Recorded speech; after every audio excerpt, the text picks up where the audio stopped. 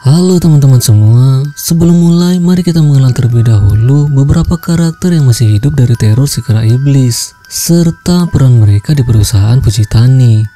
Di bukit menuju kabin Mesokura, ada Saotome MC dari seri ini yang merupakan seorang sales bersama Miyata yang juga sales, Hayashi General Affairs atau bisa disebut bagian administrasi, Okajima tim peneliti, dan kera siluman.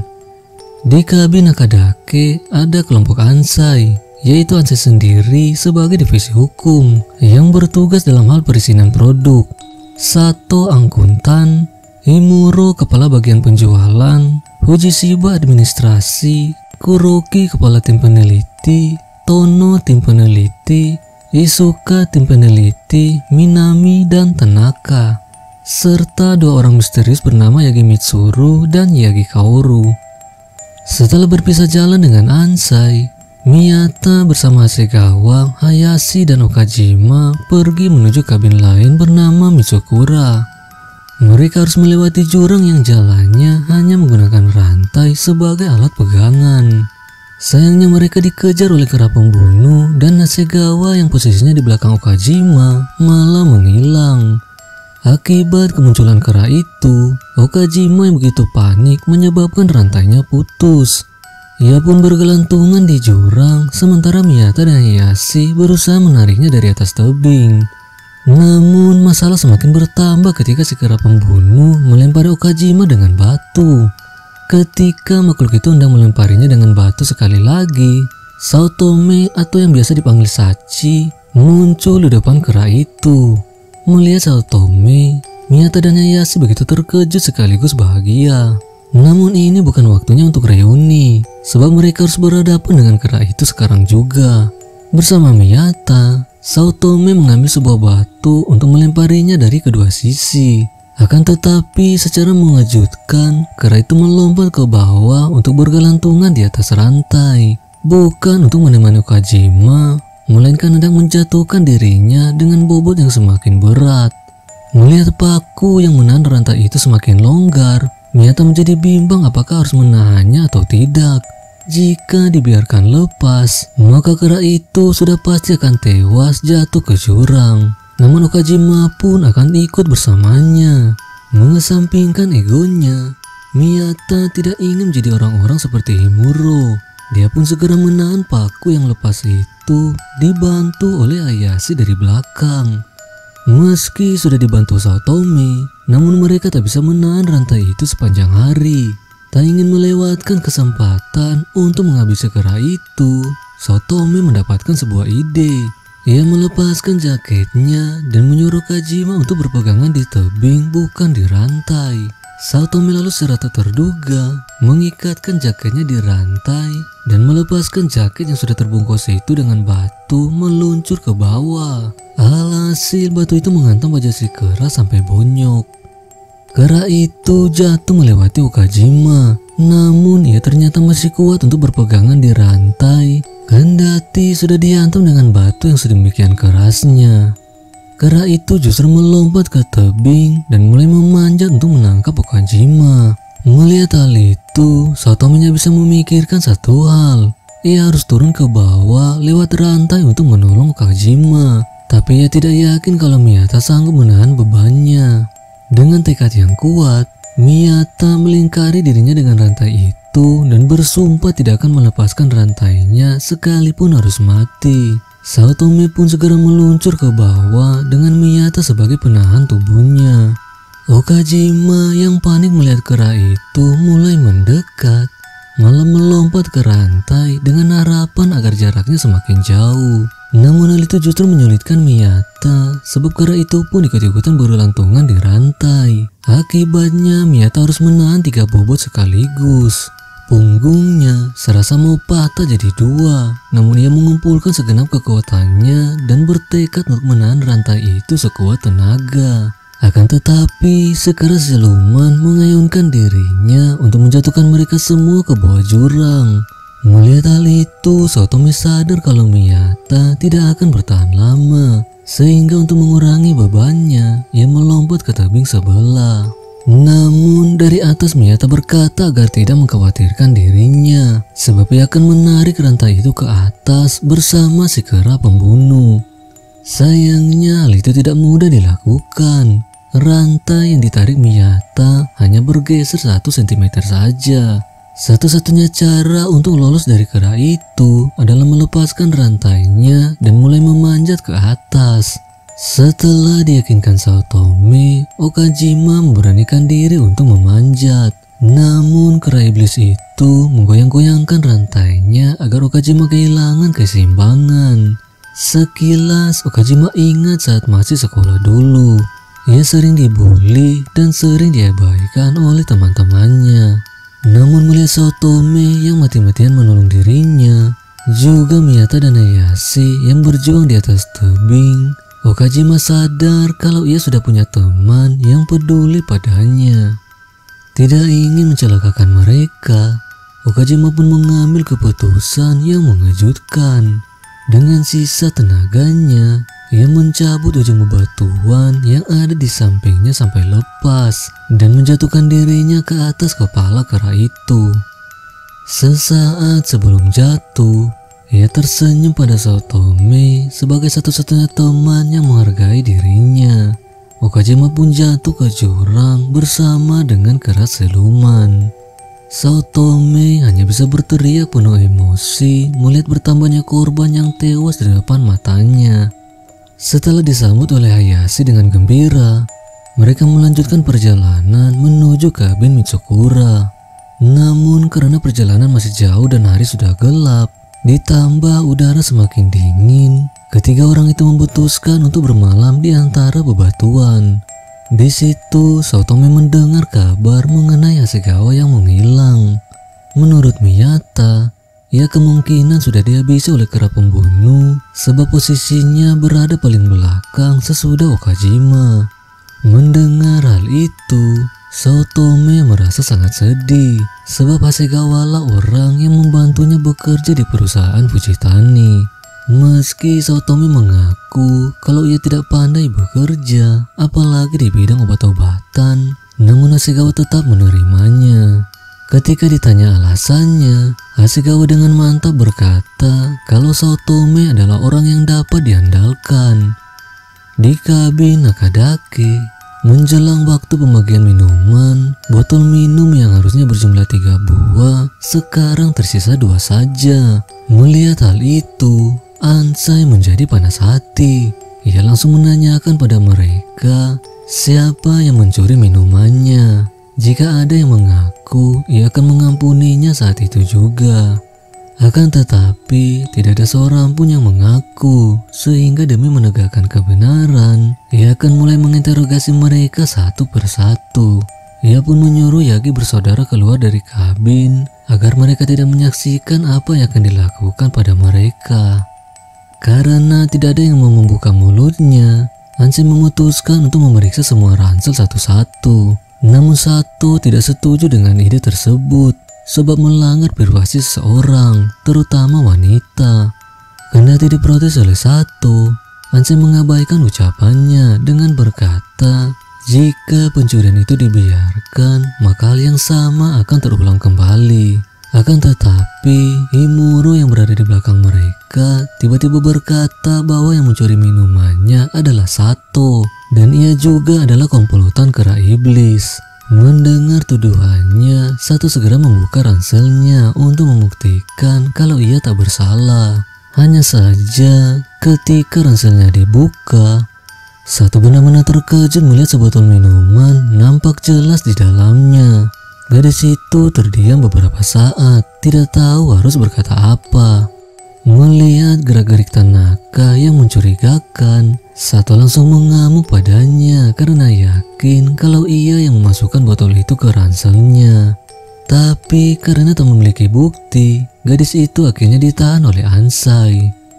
Dengan tangan diikat di atas tiang, Sato diperhadapkan dengan 2 pilihan. Mengaku sebagai komplotan kera iblis atau mengaku sebagai orang yang mencuri minuman.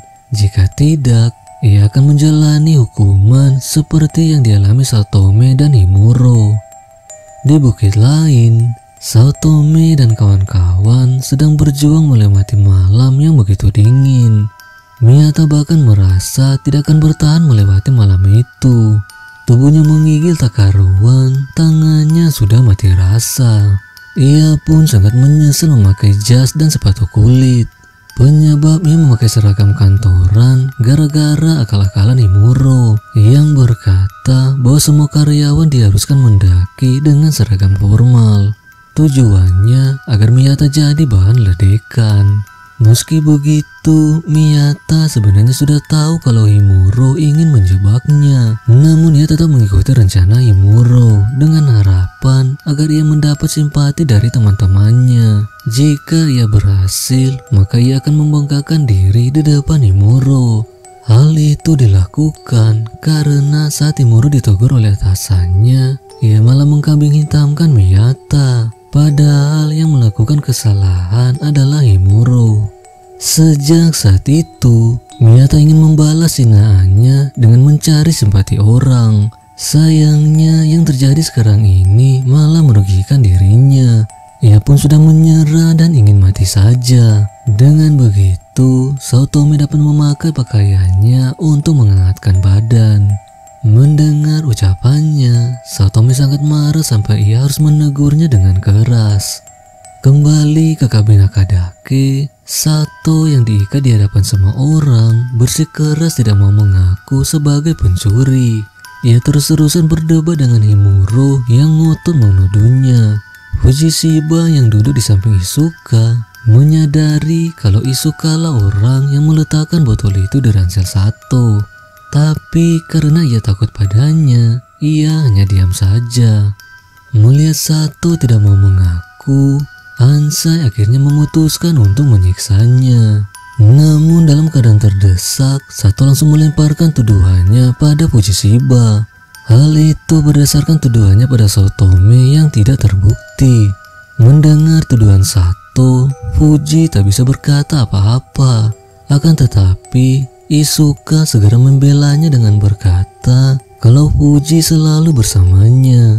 Merasa belum puas dengan jawabannya, Ansai menyuruh Fuji untuk menghantam kepala Sato dengan sekop, yang mana mengejutkan gadis itu. Jika tidak melakukannya, maka ia akan dianggap bersekongkol dengan Sato. Meski berat hati, Fuji mengayunkan sekopnya dan menghantam kepala Sato dengan sangat keras. Tak menyangka kalau Fuji akan benar-benar menghantamnya. Sato mengamuk bagaikan singa betina. Andai saja dirinya tak diikat, ia mungkin sudah menelannya bulat-bulat. Melihat Fuji ketakutan tak berdaya di lantai, Ansai menyuruh Tono untuk menggantikannya. Ketika Tono hendak menghantam Sato di samping tangga di mana Tono berdiri, tiba-tiba saja kera pembunuh itu muncul. Semua orang kaget melihat kera itu sudah berada di dalam kabin. Ansai pun segera mengambil sekop di tangan Tono dan menyerang kera itu, namun ditangkis dengan goloknya. Sementara Ansai sibuk melancarkan serangan, ia menyuruh teman-temannya untuk ikut membantu. Hanya saja melihat wajah kera itu yang menyeramkan, nyali mereka sudah ciut. Mitsuru dan Kaoru yang mendengar kegaduhan yang terjadi dalam kabin masuk ke dalam untuk melihat apa yang terjadi.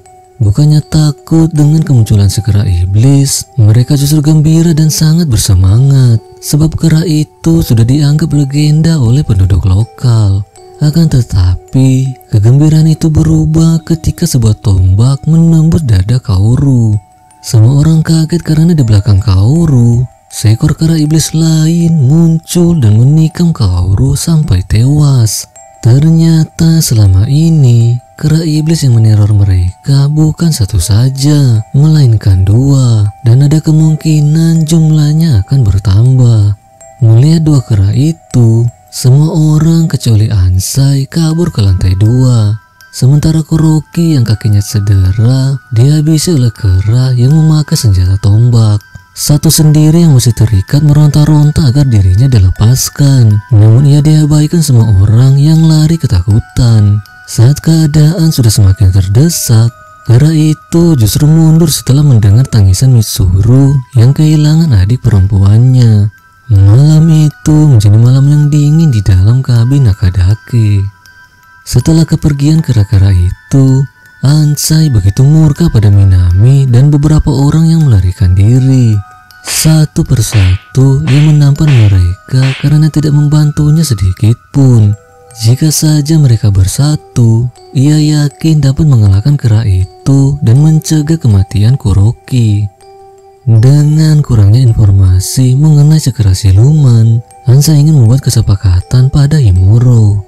Apabila ia mengaku dan membeberkan semua informasi mengenai kera itu, ia akan dibebaskan dan aksinya tidak akan dilaporkan pada polisi. Namun, jika ia ketahuan berbohong, ia akan dihabisi pelan-pelan. Tak punya pilihan lain, Himuro pun setuju.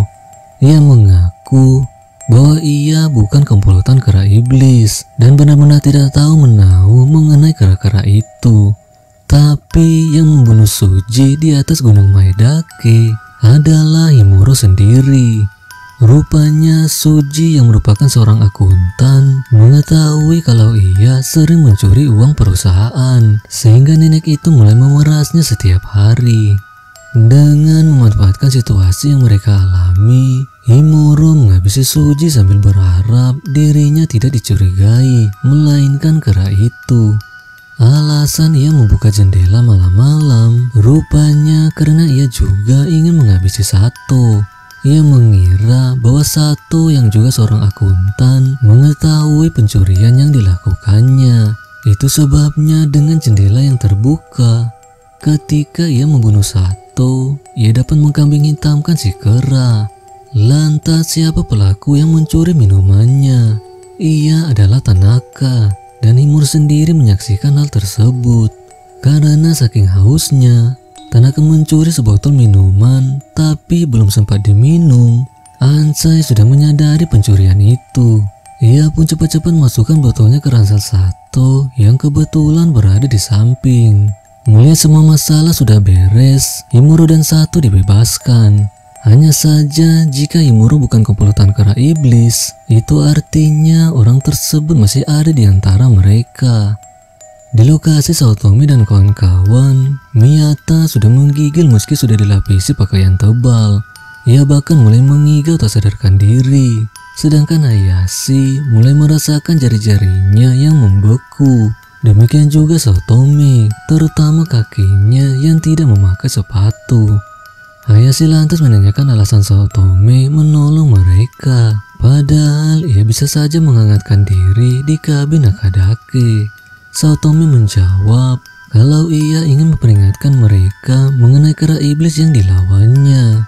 Saat bertarung melawan kera itu, ia menyadari bahwa kera yang dilawan bukanlah kera yang memakai parang, sebab postur mereka sedikit berbeda. Ia pun yakin kalau kera itu bukan hanya satu, melainkan banyak. Hayashi terkejut mendengar kabar itu. Namun yang paling mengejutkannya ketika ia sadar kalau Saotome tidak memakai sepatu. Di atas gunung yang sangat dingin, semua bebatuan akan terasa seperti berjalan di atas es yang membeku. Meski Saotome berkata kalau ia baik-baik saja, Hayashi memberinya sebuah handuk untuk menutupi kakinya. Melihat handuk itu, Saotome tiba-tiba meminta izin untuk pergi pipis. Dengan handuk yang diberikan Hayashi, Saotome mengencingi handuk itu dan meminum airnya dengan cara diperas. Hal tersebut dilakukannya karena tidak ada botol di tangan. Ia bertekad untuk melakukan cara apapun demi bertahan hidup agar dapat menolong Miyata dan Hayashi. Di kabin Nakadake, Ansai mulai khawatir akan persediaan minuman yang semakin sedikit. Ia sendiri tidak yakin jika pertolongan akan tiba secepatnya, sehingga mereka semua harus memikirkan jalan keluar. Jika tidak, hanya masalah waktu saja sampai semua orang mati kelaparan. Tanpa diduga-duga, Mitsuru yang begitu terpukul dengan kematian Kaoru mengajak semua orang untuk turun gunung malam itu juga. Ia tak sabaran untuk bertemu dengan si kera iblis untuk membalaskan dendam Kaoru. Akankah berjatuhan lagi korban dengan munculnya dua kera pembunuh? Sampai jumpa di episode selanjutnya.